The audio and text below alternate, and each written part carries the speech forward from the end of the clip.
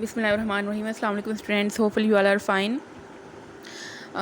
पिछली वीडियो में हमने चैप्टर नंबर 4 के exercise first 4 exercise long question answers देखे थे। आज हम रिमेनिंग देखेंगे एक्सरसाइज लॉन्ग क्वेश्चन नंबर 5। आप अपनी टेक्स्ट बुक साथ ओपन करके रख लें ताकि आपको मैं साथ साथ पेज नंबर भी एक्सप्लेन कर दूँगी कि किस क्वेश्चन का आंसर किस पेज पे है। क्वेश्चन नंबर 5 है, explain the types of covalent bonds with at least one example of each type. आपने types of chemical bond explain करने हैं और हर एक टाइप की एटलीस्ट कम से कम एक एग्जांपल आपने देनी है। तो कोवेलेंट बॉन्ड का जो टॉपिक है वो आपके बुक पेज नंबर 61 पे लास्ट टॉपिक है। टेस्ट योर सेल्फ के बाद कोवेलेंट बॉन्ड का टॉपिक है, उसके फर्स्ट पैराग्राफ में इसकी डेफिनेशन लिखी हुई है। अब मेन टॉपिक यहाँ पे कोवेलेंट बॉन्ड है तो आप सेंट्रलाइज हेडिंग देंगे कोवेलेंट बॉन्ड। फर्स्ट इसकी हेडिंग आएगी, सब हेडिंग आएगी डेफिनेशन की। This type of chemical bond which is form due to mutual sharing of electron between the bonded atom is called covalent bond. Covalent bond भी chemical bond की ही type है। Chemical bond आपको मैंने बताया था वो बॉन्ड होता है या वो फोर्स होती है जो दो एटम्स के बीच में बनती है और दोनों एटम्स को हेल्ड करके रखती है strongly.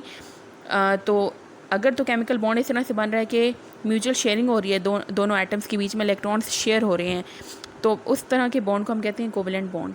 Now types of chemical bond, ये आपके बुक के नेक्स्ट पेज पे पेज नंबर 62 पे types of chemical covalent bond की हेडिंग है वो आएगी। इसमें आपने ये लाइन लाजमी लिखनी है कि कोवेलेंट बॉन्ड की जो टाइप्स है किस बेसिस पे की गई हैं, on the basis of number of bond pairs.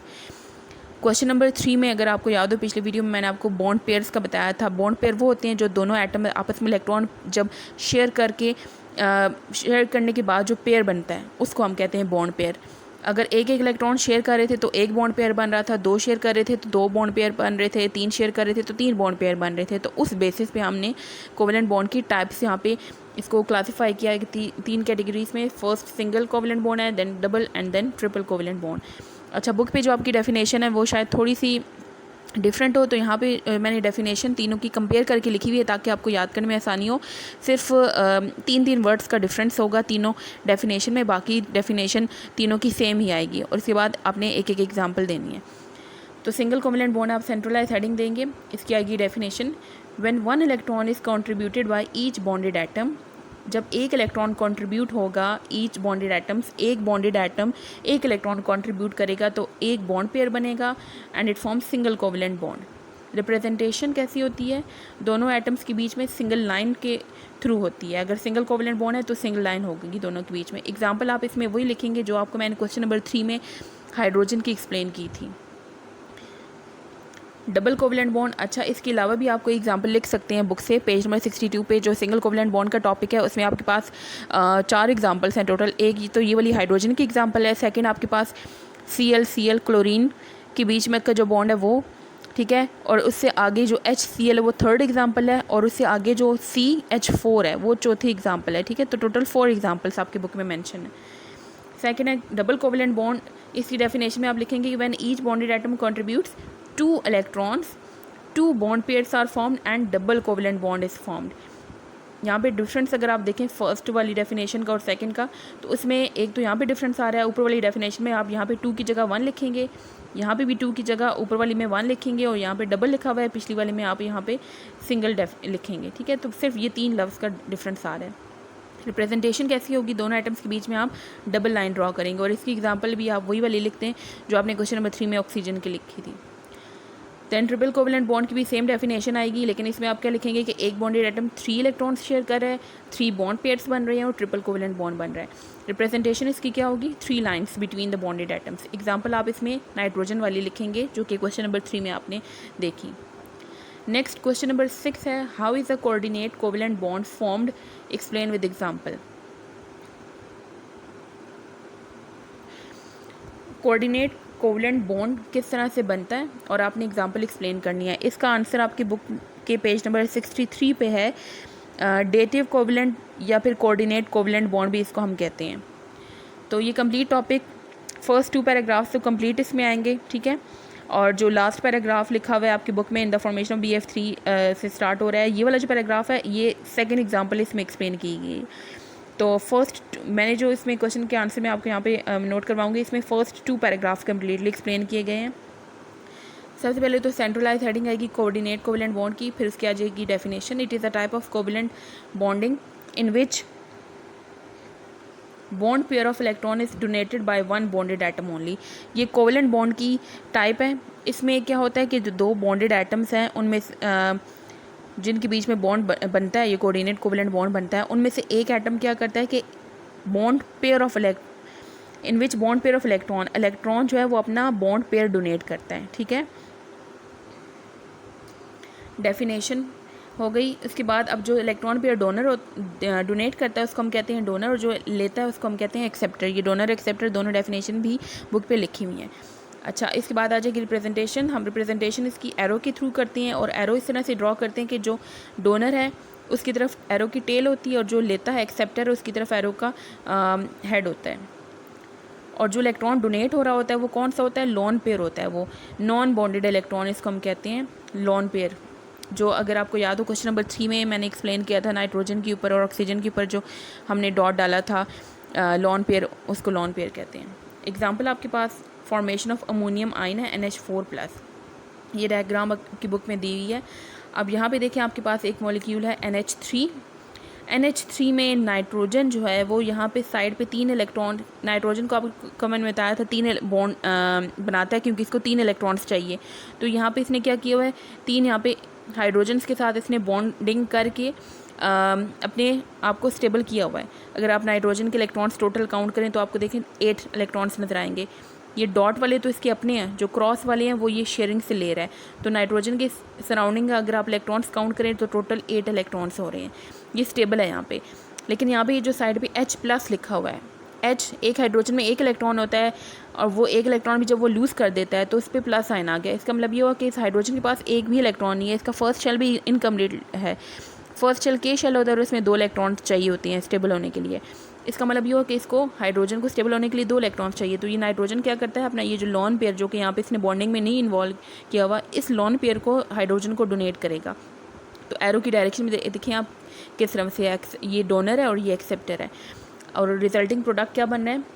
यहाँ पे पहले प्लस साइन था, ठीक है, अब आपने प्लस साइन नहीं डालना यहाँ पे क्योंकि ये बॉन्ड बन गया इनके बीच में, और बॉन्ड यहाँ पे एरो से शो हो रहा है। और ये क्योंकि अनस्टेबल मॉलिक्यूल बना है तो इसलिए इसके ऊपर प्लस साइन आएगा। ठीक है, ये अमोनियम आयन बन गया है। ये तो एक एग्जांपल है। दूसरी एग्जांपल आप चाहें तो लिख सकते हैं बुक पे, पेज नंबर 63 पे लास्ट पैराग्राफ जो है वो, उसमें सेकंड एग्जांपल एक्सप्लेन की गई है बिटवीन NH3 और BF3 किस तरह से बॉन्ड बनता है। सेम ऐसे ही होता है, उसमें भी नाइट्रोजन से बोरोन की तरफ इलेक्ट्रॉन ट्रांसफर हो रहा है।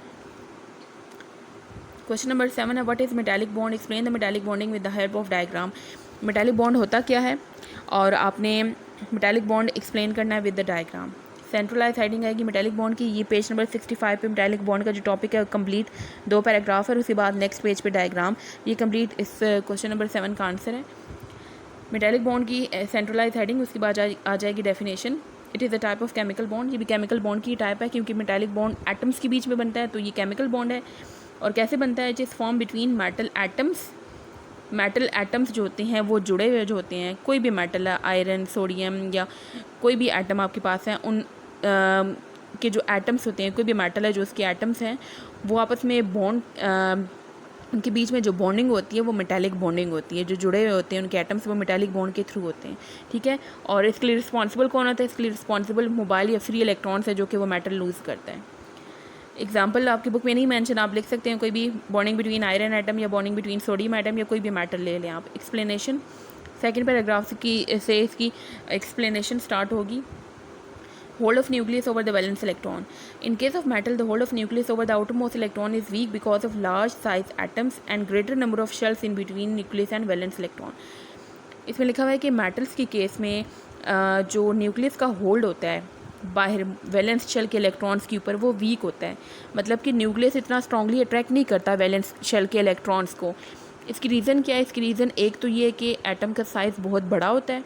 ठीक है, साइज़ बड़ा होने की वजह से क्या हुआ कि एटम के सेंटर में जो न्यूक्लियस है और एटम के बाहर वाले शेल के जो इलेक्ट्रॉन्स हैं, इनके बीच में बहुत सारे शेल्स आ रहे हैं।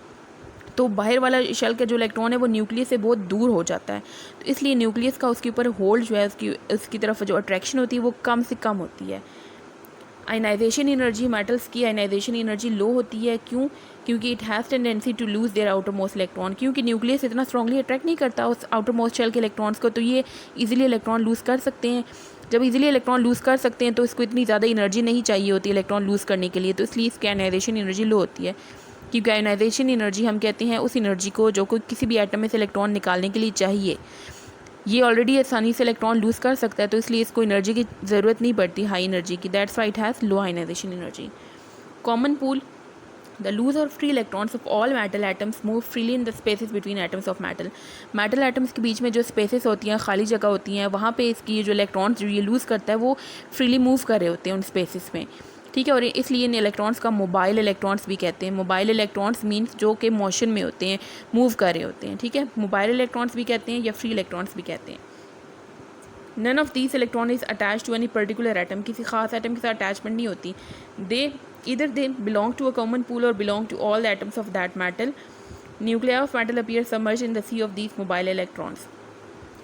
ये प्रेजेंट कैसे होते हैं? इस तरह से प्रेजेंट होते हैं जैसे ये डायग्राम में एक्सप्लेन किया, एक कॉमन पूल की फॉर्म में होते हैं। आपको ये जो डॉट नज़र आ रही है ये सारी ये इलेक्ट्रॉन्स हैं, और ये जो प्लस प्लस साइन नज़र आ रही है ये न्यूक्लियस है। ये ऐसे लग रहा है जैसे कि इलेक्ट्रॉन्स का एक पूल है और पूल के बीच में ये न्यूक्लियस सबमर्ज हुए हुए मौजूद हैं। तो यहाँ तक आपका ये क्वेश्चन का आंसर कंप्लीट होता है क्वेश्चन नंबर 7 का। क्वेश्चन नंबर 8 है define hydrogen bonding, explain how these forces affect the physical properties of compound. Hydrogen bonding आपने डिफाइन करना है क्या होती है, और उसके बाद ये physical properties like boiling point, melting point किसी भी कंपाउंड के, उसको ये किस तरह से अफेक्ट करती है कि अगर किसी कंपाउंड में हाइड्रोजन बॉन्डिंग मौजूद है तो उसके फिजिकल प्रॉपर्टीज़ पे इस हाइड्रोजन बॉन्डिंग का क्या असर होता है। तो सबसे पहले इसका आंसर पेज नंबर 67 पे है।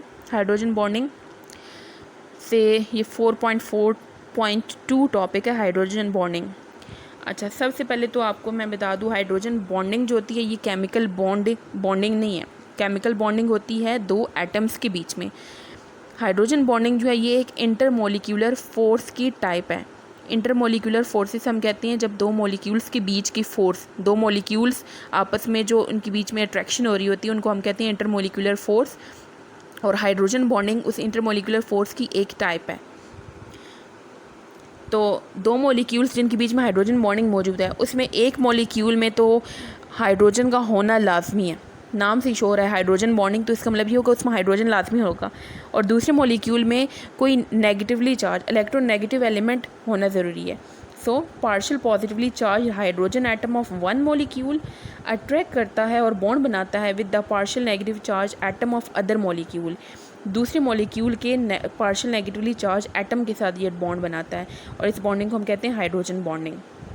एग्जाम्पल आपके पास है the force of attraction present between water molecules. इसमें आपने ये नहीं लिखना कि the force of attraction between water molecules के बीच की अट्रैक्शन। अब यहाँ पे मैं से स्किप हो गया, बट आपने पेज नंबर 67 पे अगर आप देखें, पेज नंबर 67 पे बिल्कुल एंड पे जो आपके पास डायग्राम से शो हो रही है ये H2O मॉलिक्यूल्स के बीच में इन्होंने ब्लू कलर की डॉटेड लाइंस शो की हुई हैं। ये ब्लू डॉटेड लाइंस जो ये हाइड्रोजन बॉन्डिंग को शो कर रहा है, तो आपने ये लाजमी डायग्राम ड्रॉ करनी है। इसमें मेरे से स्किप हो गई है, बट आपने ये डायग्राम भी लाजमी ड्रॉ करनी है क्योंकि लॉन्ग क्वेश्चन है, तो लॉन्ग क्वेश्चन में ये आएगा। नेक्स्ट इसी पेज पे बिल्कुल लास्ट 2 लाइन्स हैं, उसकी हेडिंग आएगी effects on the physical properties. Hydrogen bonding affect the physical properties of molecule. Physical properties को ये अफेक्ट करता है। Due to this bonding boiling point of the compounds are affected greatly. Boiling point strongly affect होते हैं। For example boiling point of water is higher than that of alcohol. Water के molecules के बीच में भी hydrogen bonding होती है और अल्कोहल में भी होती है, लेकिन वाटर के मॉलिक्यूल्स में ज़्यादा स्ट्रॉन्ग होती है। तो इसलिए अगर हम वाटर मॉलिक्यूल्स को या वाटर को बॉयल करना चाहते हैं तो इस मॉलिक्यूल्स के बीच की बॉन्डिंग को हमें ब्रेक करना होता है। तो क्योंकि ये ज़्यादा स्ट्रॉन्ग है बॉन्डिंग, जो अट्रैक्शन है ये ज़्यादा स्ट्रॉन्ग है मॉलिक्यूल्स के बीच में, हाइड्रोजन बॉन्डिंग ज़्यादा स्ट्रॉन्ग है वाटर के बीच में, तो उसको ब्रेक करने के लिए हमें ज़्यादा से ज़्यादा हीट देनी पड़ती है। तो इसलिए इसका बॉइलिंग पॉइंट हाई होता है, जबकि अल्कोहल का बॉइलिंग पॉइंट वाटर से लो होता है। नेक्स्ट पेज पे आप आएंगे तो जो बिल्कुल टॉप पे फर्स्ट पैराग्राफ है इंपॉर्टेंट फिनोमेना वाला, इसके ऊपर हेडिंग है floating of ice over water. ये भी हाइड्रोजन बॉन्डिंग की वजह से होता है। आइस या जो वाटर के ऊपर फ्लोट करती है आइस, बर्फ़ जो तैरती है पानी की सरफेस पे, वो भी हाइड्रोजन बॉन्डिंग की फिनोमेना की वजह से होता है। Floating of ice over water is the cause of hydrogen bonding. Density of ice, अगर आप डेंसिटी कंपेयर करें आइस की और वाटर की, लिक्विड वाटर की 0 डिग्री सेंटीग्रेड टेम्परेचर है, उस पर आपके पास अगर आइस मौजूद है और दूसरी तरफ वाटर मौजूद है तो आइस की डेंसिटी जो होती है, जो वज़न कह लें या वेट कह लें आइस का, वो कम होता है, और लिक्विड वाटर जो होता है उसका वेट या डेंसिटी हाई होती है। इन द लिक्विड स्टेट इस तरह से क्यों होता है कि लिक्विड स्टेट में water molecules move randomly.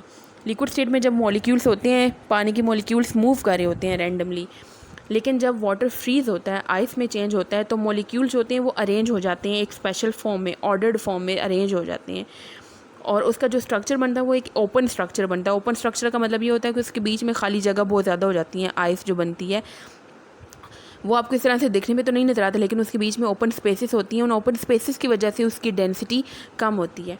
This process expands the molecules that result in ice being less dense as compare to water. तो इस वजह से, और जो एक्सपेंशन होती है, और एक्सपेंशन की वजह से जो आइस है वो फ्लोट करने शुरू कर देती है वाटर के ऊपर।